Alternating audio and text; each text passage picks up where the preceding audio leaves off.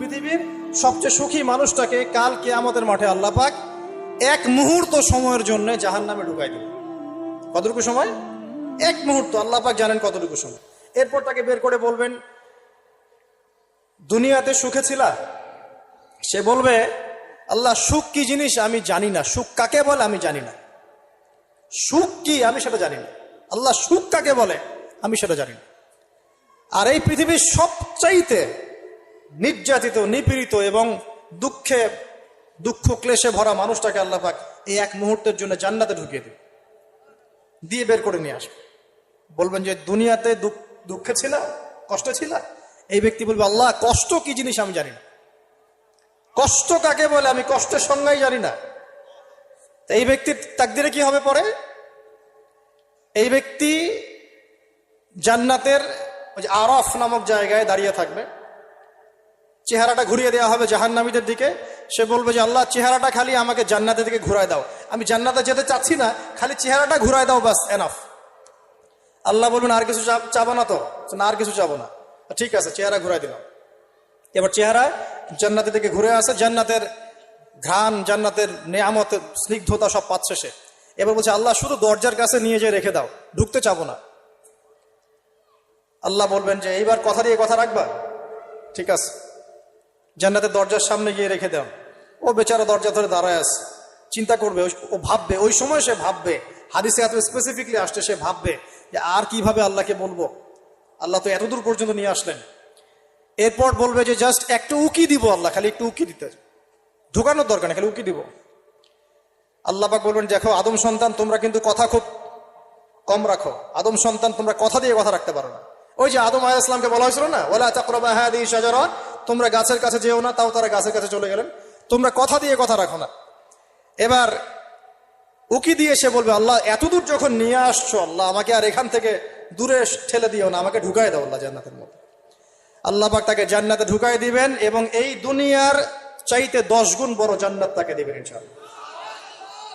তাহলে আমরা বুঝতে পারলাম যে দুনিয়ার বাস্তবতা কি আর আসল প্রকৃত সাফল্য কাকে বলে। আরেকটা কথা বলি, এক ব্যক্তিকে জাহান্নামের শাস্তি দেওয়া হবে বছরের পর বছর, অনেক বছর, অনেক বছর। কত বছর আল্লাহ ভালো জানেন, কারণ জাহান্নামের উপর থেকে ছেড়ে দেওয়ার পরে জাহান্নামের তলায় গিয়ে পৌঁছাতেই মানে কত হাজার হাজার বছর পার হয়ে যাবে মানুষ জানে না। এত গভীর জাহান্নাম, এত গভীর। আমরা তো এখন নাসাকে ইলাহ বানিয়ে নিয়েছি, নাসা যা বলে তাই বিশ্বাস করি। ও বলে মঙ্গলে পানি আছে, আমরা বলি হ্যাঁ পানি আছে। ও বলে চাঁদে এই আছে, আমরা বলি হ্যাঁ সেই আছে। নাসা যদি এখন বলে জাহান্নাম নামে একটা জায়গা আছে, কালকে দেখবেন সব মানুষ বিশ্বাস করছে হ্যাঁ জাহান্নাম নামে একটা জায়গা আছে। এটা হলো যে সায়েন্সকে আমরা এখন উপাস্য বানাচ্ছি, এটা একটা শিরক, এটা আধুনিক শিরক। আধুনিক আরো শিরক আছে, আল্লাহর হালালকে হারাম করা, আল্লাহর হারামকে হালাল করে নেওয়া। ওইদিকে আমি যাচ্ছি না। এখন পড়তে পড়তে পড়তে একটা জায়গা তাকে দাঁড় করিয়ে দেওয়া হবে, আযাব দেওয়া হবে, আযাব দেওয়া হবে, আযাব দেওয়া হবে।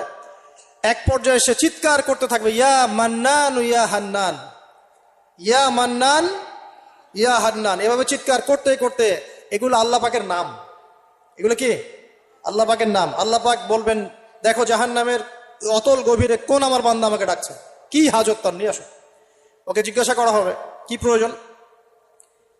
সে শাস্তির অভিযোগ করবে, শাস্তির অভিযোগ করে তাকে বলবে যে আমার এই শাস্তি আমি সহ্য করতে পারছি না, আল্লাহ আমাকে এইটা দাও সেটা দাও, আমাকে, আমি যেখানে থাকি সে থাকার জায়গাটা ভালো না, আমি যেখানে বসি বসার জায়গা ভালো না, এরকম অনেক কথা বলতে থাকবে।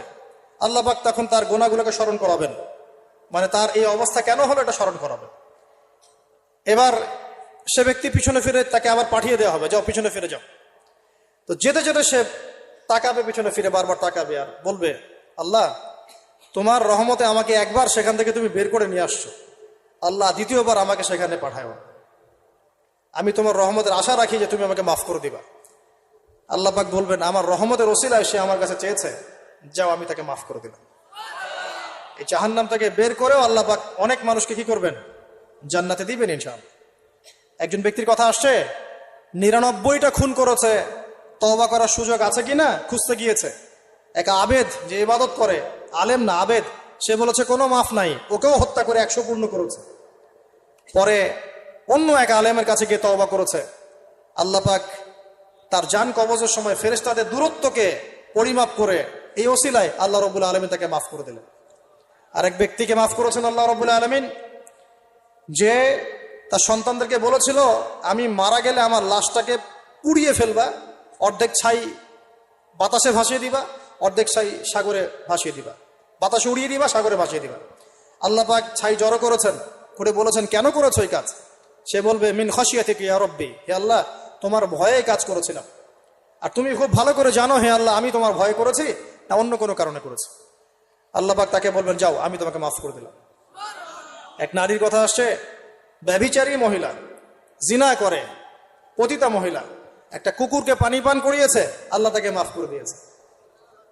আর একজন লোকের কথা আসছে যে তার বন্ধুকে এতটুকু বলেছিল, একজন ব্যক্তি তার বন্ধুকে এতটুকু বলেছিল যে আল্লাহ তোকে কোনোদিন মাফ করবে না, আল্লাহ তোকে কোনোদিন মাফ করবে না। এরকম কথা কিন্তু আমরা অনেকে বলে ফেলি। আল্লাহ পাক মৌতের পরে এই দুই ব্যক্তিকেই ডাকবেন, কিয়ামতের মাঠে ডাকবেন, এটা বারজাকে হয়েছে। বলবেন আমার রহমত নিয়ে কথা বলার ইখতিয়ার তোমাকে কে দিয়েছে? আমি কাকে মাফ করব কাকে করব না এই কথা বলার ইখতিয়ার তোমাকে কে দিয়েছে? আজকে আমি তাকে মাফ করে দিলাম, তোমাকে জাহান্নামে দিয়ে দিলাম, চাও চলে যাও। অতএব আল্লাহ রাব্বুল আলামিনের এই বিশাল রহমত আমরা পাবো, আশাবাদী ইনশাআল্লাহ। এই কারণে আমাদের প্রথম যে বিষয়টা ফোকাস করতে হবে, আল্লাহ রহমত পেতে হলে আমাদের অবশ্যই বস্তুবাদিতা ত্যাগ করতে হবে। আল্লাহ পাক দুনিয়া পছন্দ করেন না, দুনিয়ার মোহে যারা ডুবে থাকে আল্লাহ এদেরকে পছন্দ করেন। দুনিয়া প্রয়োজন, যতটুকু আমার দরকার আমি করব, যতটুকু প্রয়োজন নাই এই বিষয়টা আমি পেতেই হবে, চাই চাই আরো চাই, হ্যাঁ দু হাতে যা পাও হাত পেতে নাও, ঋণ করে ঘি খাও, এইসব দর্শনের ধার ধারবো না আমরা ইনশাআল্লাহ। আমাদের দুনিয়া চলে গেলে যাক, বাকির খাতা পূর্ণ হোক ইনশাআল্লাহ তাআলা। আর এই দুনিয়াতে এসেছি আল্লাহর ইবাদত করার জন্য। শিখলাম, জানলাম, বুঝলাম ইবাদত মানে শুধুমাত্র নামাজ, রোজা, হজ, যাকাত নয়। এগুলো অবশ্যই ইবাদত, কিন্তু এগুলোই ইবাদত নয়, বরং আমাদের জীবনের প্রতিটা কাজই ইবাদত। আমাদের স্ত্রীর মুখে ভাত তুলে দেওয়া পর্যন্ত, একটা মুসলিম ভাইয়ের সাথে হাসি মুখে কথা বলা পর্যন্ত, মুসাফা করা পর্যন্ত, এভরি সিঙ্গেল ওয়ার্ক যা আমরা এই দুনিয়াতে করি, এগুলো ইনশাআল্লাহ তাআলা ইবাদত বলে কাউন্ট হবে যদি আমরা এগুলোকে তিনটা পদ্ধতিতে করি। এক, আল্লাহর সন্তুষ্টির জন্য করি, দুই, রাসূলের পদ্ধতিতে করি, এবং হালাল খেয়ে করি। ইনশাআল্লাহ তাআলা আল্লাহ পাক আমাদের সবাইকে এভাবে ইবাদত করার তৌফিক দান করুন। আর শেষ করার আগে আমি আর কয়েকটা পয়েন্ট টাচ করে শেষ করে দিচ্ছি, রাত অনেক গভীর হচ্ছে। আসন্ন রমজান মাস আমাদের সামনে আছে, আমাদের সামনে বলতে এই তো 2 সপ্তাহ হয়তো বাকি নাই। আমি কয়েকটা পয়েন্টস খালি আপনাদের সাথে শেয়ার করবো, যে এই পয়েন্টগুলো যদি একটু ফোকাস করি, রমজান মাসটা গোনা মাফের উৎসব হবে ইনশাআল্লাহ। আমরা কলেজ লাইফে পড়তাম একটা ওয়ার্ড, উৎসবের উৎসাহ। উৎসবের উৎসাহ, এই যে ছায়ানট, উদিচি, এইসব জায়গায় যারা থাকে না, এরাও এই শব্দগুলো জানে ভালো করে। উৎসবের উৎসাহ, ওরা বলে যে জাগতে হবে রাত আলো জ্বেলে রেখে উৎসবের উৎসাহে, মানে রাত জাগতে হবে আলো জ্বেলে রেখে উৎসবের উৎসাহে। আমাদের এই দুনিয়ার জীবনের হায়াত কিন্তু খুব লম্বা না, খুব লম্বা কি 60 থেকে 70, এর মধ্যে আল্লাহ পাক কিছু উৎসবের উৎসাহ দিয়েছেন। যেমন শবে বরাত, যেমন শবে বরাতের রাত, এই রাতে ব্যক্তিকেন্দ্রিক তো কিছু ইবাদত করা যায়, সামগ্রিক না হলে। এই রাতে আল্লাহ পাক সবাইকে মাফ করেন, 2 শ্রেণীর মানুষ বাদ দিয়ে, মুশরিক, মুশাহিন, শিরক করে যারা, হিংসা বিদ্বেষ পোষণ করে যারা, এদের বাদ দিয়ে। শাবান মাস বেশি বেশি নবী রোজা রাখতেন, আরাফার দিন, আশুরা, মুহররম, জিলহজ মাসের প্রথম 10 দিন, কিছু উৎসবের উৎসাহ আল্লাহ দিয়েছেন, দেন নাই? সবচেয়ে বড় উৎসব কোনটা বলেন তো? এই যে রমজান মাস। এখন এই মাসে আলো জ্বালা থাকবে উৎসবের উৎসাহে। কিভাবে? প্রথম কথা বলি, দুনিয়াবি বাজার ঘাট, শপিং টপিং যা যা আছে আগে ভাগে এই কয়দিনে করে ফেলেন, যাদের সামর্থ্য আছে।